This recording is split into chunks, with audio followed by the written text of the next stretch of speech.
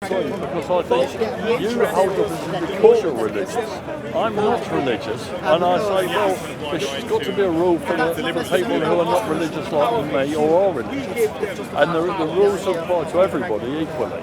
And it should be for their greater good. Except the aborted child's greater good. Well, the aborted child, suppose the aborted child's got spina bifida, bad spina bifida. What's its greater good? Dead. How do you know?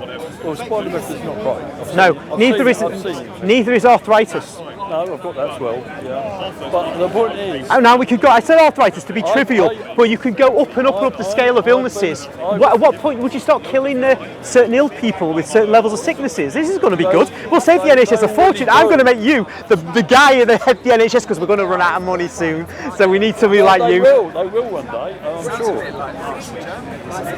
They killed 100,000 there, yeah. Useless eaters, they called them. The thing is, yes, that could happen. It's the way it goes. So the spina bifida, I can't understand yet how you can say that makes it better for you to die for your own good to die than to live. Brain damage and spina bifida. Okay, brain damage and spina bifida. The chance of you living a good or any sort of life is zilch. Where'd you get that idea? Because I've seen people with the disease. But what do they say to you? Or do they? They're not, they can't speak like to you. The people who had really bad fucked up spines were in pain all the time, and that's all I could think about. But do they say, I wish I'd never been born?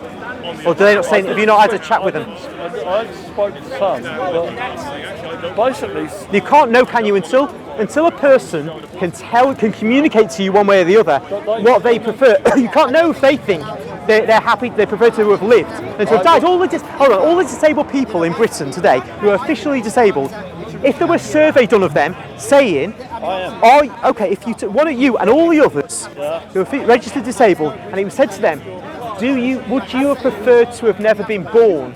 And if you then do that survey and you get them, and you know what category of health problems they've got as well, that would be interesting. Then you could say it. I wouldn't know. If I'd never been born, I wouldn't know. No, but you see, you're talking about extinguishing a life. They're before birth. Therefore, you can't say, it's definitely in their interest to have not been born, when you haven't done even a survey of those who have been born who suffer from these illnesses. Nobody's done, Mum, because, I've been in pain for 45 years. Yeah. But basically, I fight, but other people don't, and I find people crushed around me all the time. I've seen it. I went to a disabled college, and I saw people with vegetables. They were vegetables in the best sense they can say. Okay. They couldn't do anything. Yeah. And that's all the time.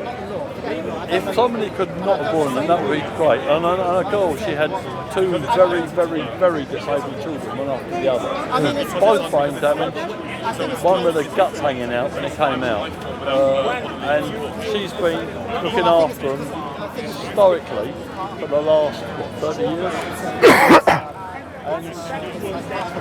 And probably, she said, I wouldn't be honest if I didn't say I wish it would never happen. But they were born already, there's nothing that could be done. Okay. Had she known, I think she would have aborted it. Okay. Who's this woman, sorry? I won't tell you. Okay, but that woman, if she were a believer, she believed those children had souls, and therefore she'd change her view of the whole thing completely. But if she doesn't believe in there's a soul, then this is just a biological machine that's defective. Yeah. So you can make that point, but you can make it, but they themselves can't make it. You don't know what their inner life is like, and whether they would say, haven't they? Now there you go again, making these statements. You don't know until you can't ask them. The wolf children were socialised as wolves; they became wolves. You socialise a person. Their brains are human. But their brains are not human. They're constructed differently from wolves. No. Are you saying the brain structure changes to the structure of a wolf? It's changed. And it becomes a wolf brain? It behaves like a wolf, exactly. If one of those children died and you dissected its brain, and you dissected a child's brain of the same. So therefore, given that the brain is a physical object and the structure of it affects how you think, and how you see the world, then if you've got a human brain, no matter what's done to it, it's going to be different from a wolf brain in principle. Only in structure, but not in function. But the function is predicated upon the structure of the brain. No, it doesn't. How can it? Okay, if that means you see, a boat cannot function like a car because it's structurally different. But a wolf's brain is like the boat, and a child's brain is like the car. No. That's not the way it works. You can analogous. No, you can't do that with brains. They don't work that way at all. They actually adapt internally to what's been done to them. For example, a taxi driver's brain has a hypothalamus greatly increased because he's used to doing three-dimensional things. Now, this wolf brain became a wolf brain. They were effectively wolves. They thought like wolves, they acted like wolves. If you're going to insist on that, I clearly am not going to disabuse you of that error. Error? They would only eat raw meat and walk to all fours and growl. What do you want? Well. Because they were brought up from little babies. No, I get that. What happened? No, ever, because their brains have been wolfified. They're rewired exactly in a wolf. So they're rewired to be a wolf, and they couldn't actually think like humans at all. So that's what I'm saying to you. If you were, I locked you in a chamber, and all you could see was darkness and changes of heat.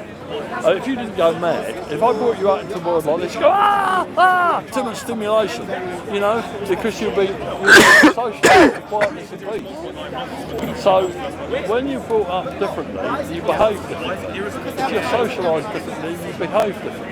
And it becomes part of you, exactly like your arms and legs are part of you. And you think differently, a different way of doing things. I guess it comes down to the question, what's a human being, right? Exactly. And I would say, a human being is yeah, but they're not necessarily, if they're not human, if they've been socialised in such a way their brain is they're not really what you call human. And they couldn't be made to talk. They couldn't do anything to do them at all. They were they couldn't make a meat except raw meat. They would only eat raw meat. And they couldn't do anything.